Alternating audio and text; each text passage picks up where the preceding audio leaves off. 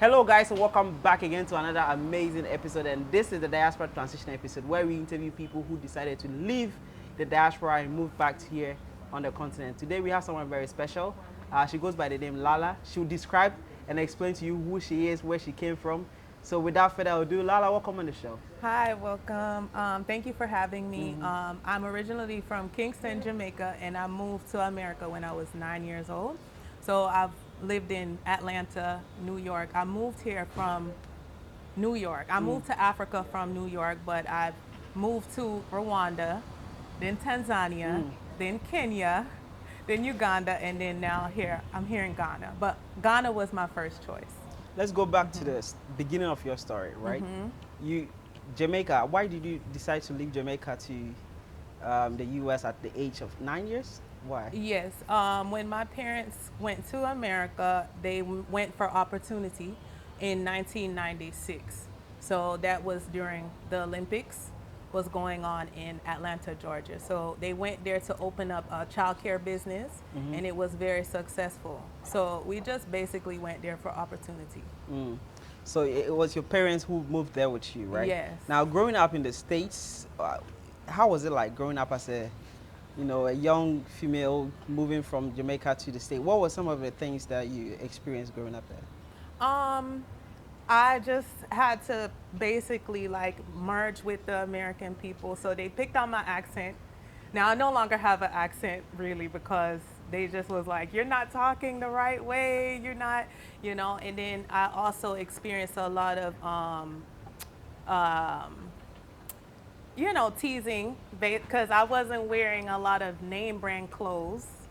And, being in America, it's all about impressing one another. So I felt like it was all about, trying to merge with the society.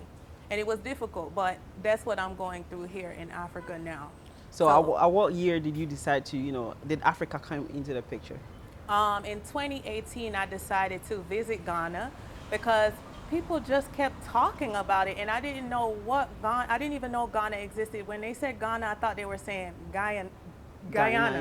Yeah, so I was just so curious, and once they told me so many good things, I did so much research where I became obsessed with the research in Ghana, and I was a hairstylist in New York at the time, so I said, you know what, I'm going to use my money, save up my money, and take a trip. And I came here by myself, and I fell in love with it because it reminded me so much of Jamaica. Yeah. What exactly did you see that reminded you of Jamaica? Well, as soon as you touch down in the airport, they're selling coconuts, and people, they hustle the same. The culture, everything just seemed so similar to Jamaica. It just felt like I was there. Because I'm from Kingston, so Accra is kind of like Kingston in a way. Yeah. No, let me ask you this. Why didn't you decide to go back to Jamaica? That's where your parents are from, but you chose Africa. I did visit Jamaica first, and that's what made me crave this environment. But I know that Jamaica doesn't have as much opportunity as Ghana because tourism is, people are coming here and moving here. They're just not visiting. They're coming and moving. So I saw the opportunity here. So that's what made me want to move here. And I met other Jamaicans here. So I was like, okay, this seems like I'm going forward in progress and not backwards. Interesting. Yeah. Now, how long have you been in Ghana so far? Well, so far since February, so approximately 6 months. 6 months. Are you liking it? I love it. What makes you like it? Just the people, how kind it is. I really love it for my daughter because she gets the type of upbringing that I had in Jamaica where she can just run free. We don't have to worry about her getting snatched up, and I can just be myself. I don't have to impress, and people are there for me more than my family has ever been there for me here. Really? Yeah. What do you mean by that? Like, I've had people help me, give me money when I'm broke, and they don't have to, So I feel like people love me because if you don't have a lot of money and you letting me borrow money and you're there for me, and when I need help, you care. So you feel like you got a better society or community here? Yeah, it's more of a community environment. I came from New York, so New York is not about community. It's all about capitalism. Yeah. Interesting. Now you move your child alone to the continent. How did your family react to that decision though? Of course, you know, they think I'm crazy because they think I'm going backwards. But being the pioneer that I am, I know that I'm moving my daughter forward in progress because my parents, even though they moved to America in '96, it was a time that you could capitalize. But now that I have my daughter here, I feel like in the future she can capitalize more than if she was to go to America.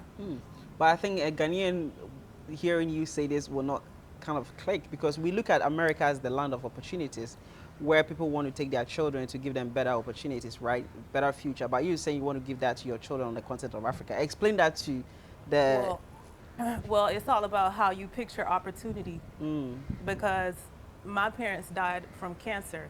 So being in America, it's not all about having money. Like health to me is wealth. So I want to give her that. That's what's important to me. I want to be there for my daughter. So I feel like that's pushing us forward because if my parents were here, it I would be more, you know, happy, healthy, stable. But her having me for a longer time will benefit her as her mother, you know, because I want to be alive to see her and guide her and be there for her. I don't want to just give her, I want to give her things that money can't buy. give me one thing that money can buy. Health. I Health. mean, in America, like especially New York, it's really hard to get fresh fruits, real food that's not GMO based. So I was really craving to come here to have that type of access to fresh fish, fresh fruits, fresh food, you know, and I just feel like it's just going to have me live a longer time. Now, what made you visit other African countries? Was it curiosity or or you are still touring? Have you settled in Ghana, you would say? Well, I feel like God took me on an alternate route just to show people that it's more to Africa than just Ghana. Even though I love Ghana, but during the time that they were requiring certain, you know, shots to be here or whatever, I didn't want to get the shot, so I decided to go to Rwanda, then Tanzania, and places where they weren't requiring, you know, certain things. So once I was there, I was like, oh, it's more to Africa than just Ghana, and people got to see that. So I've inspired people to move to East Africa and now West Africa. Now, I saw your YouTube channel. I think before you reached out, why did you decide to document your journey when you embarked on the journey? To be honest, I'm a very laid back person. I'm very introverted. So that wasn't something that I decided. It's something that God decided for me because when I came here in 2018, you'll see my first video. I barely showed my face. I didn't really want to be on camera, but I saw the influx of people that were interested in what I was doing. And it's something I push myself to do and to face my fears and just open up so people can see the exposure of it all. I like it. How many people have you brought to Africa, you were saying? Well, my cousin just recently bought land in Cape Coast, and there are several people who have reached out to me and said, Lala, I'm here, I made it, and they've been to Tanzania, Rwanda, and Ghana, and different places that I've traveled to, and it's just amazing to see that I've inspired people in that way. Yeah. Now, let me ask you this. You live at Cocobite, right? Yeah. Why that far out from Accra? Once again, I feel like I was led there because a friend recommended that I go there, and he just basically set me up in a hotel there, and I was like, oh, this is nice. It kind of is like an island vibe, and I really did need to meditate and regroup when I came here to Ghana. I didn't really want to be in a city where things are so busy. I feel like it would be a distraction, and I really am here on a mission. I'm not here just for relaxation and fun. Yeah. What's your mission?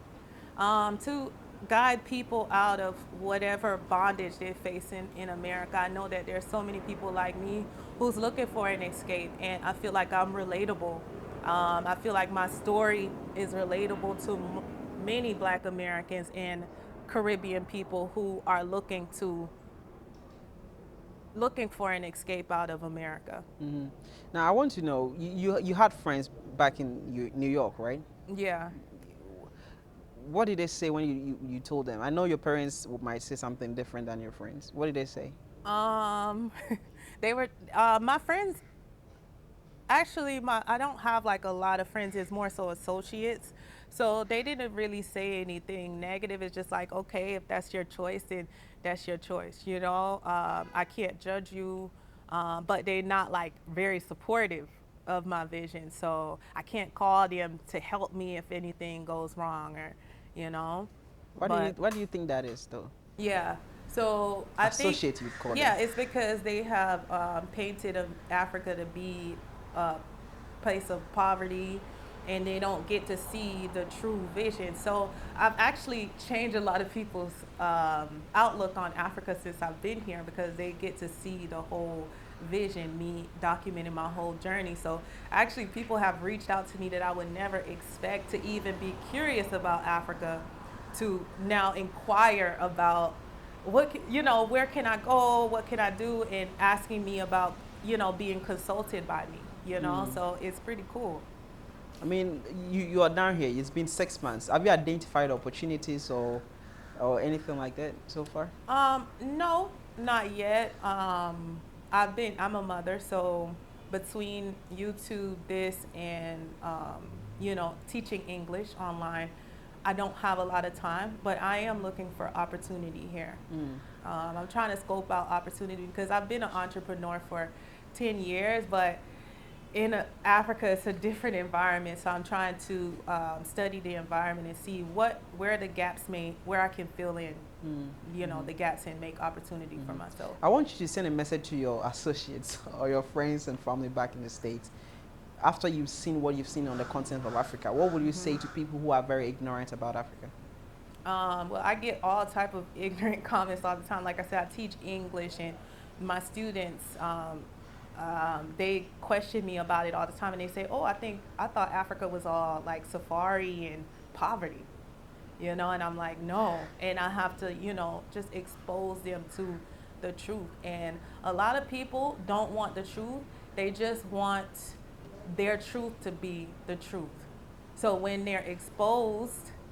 the truth, when they're exposed with the truth, it's like they're uncomfortable with the truth, because it takes them a while to process, like, this is not what I was taught. Mm. Yeah, about Africa. Mm. We are almost at the end of the conversation. If you Mhm. do have like a final message for people, to the people watching, what would that message be? Just follow your dreams, even if it's not moving to Africa. Just step out on faith. Whatever you choose to do, um, try not to pay attention to the naysayers, and just follow your heart. You don't have to have a ton of money to come to Africa. I came here with $4,000, and I'm still here. I've been to 5 African countries, and my eyes are opened up. It's opened up a lot since I've been here. So whatever it is that you choose to do, just follow your dreams and step out on faith. $4,000. Yeah. I know someone behind the camera who believe you came with $100,000. No, not at all. So that is a stereotype that is not true. No, it's 4,000 not enough true. for someone out there to embark on a journey to Africa. If you have faith. Mm. If you have faith, it will get you very far. Mm. But if not, nothing will really come to fruition in life, no matter what you do. But I'm used to stepping out on risk. On faith, in taking those risks. So I wouldn't advise everyone to do that if you don't have the type of faith that I do in myself and in God. Now, one thing I like about you and your journey is you speak very candidly on your YouTube channel, Lala's Journey, right? Yeah. Do you have a limit on how truthful you'll be?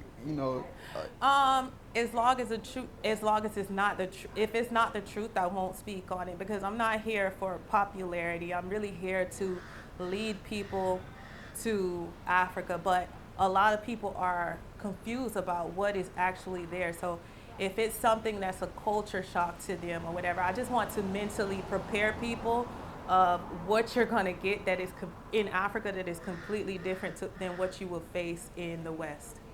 Yeah, so I want to, I'm very candid about my experience and what has shocked me and what's completely different to me, because if people don't see this, then they kind of feel misled when they come here. So I try to lead with authenticity and transparency so that they don't feel like they're led here by toxic positivity, because it's not all a positive journey. Like, you will face some negative. So I would rather prepare you than you to get here and be like, Lala, well, you told me this and you told me that, but I've been facing these challenges. So I'd rather be honest so that people will trust me.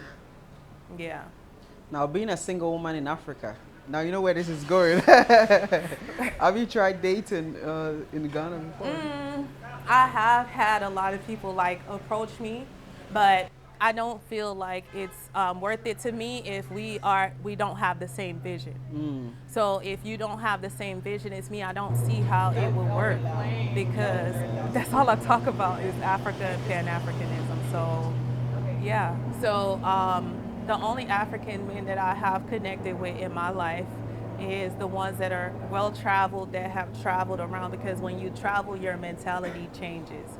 So I don't see myself really connecting with someone who is haven't opened up their mind to see like a worldly view on Africa, because when you step outside of Africa and you travel, you realize like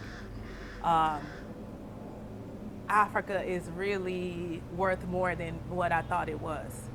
Yeah. Wow. Wow. Wow. Thank you so much for talking to me. How do people find you? If you would like to find me, my Instagram is journey_with_Lala, and my YouTube is Lala's Journey.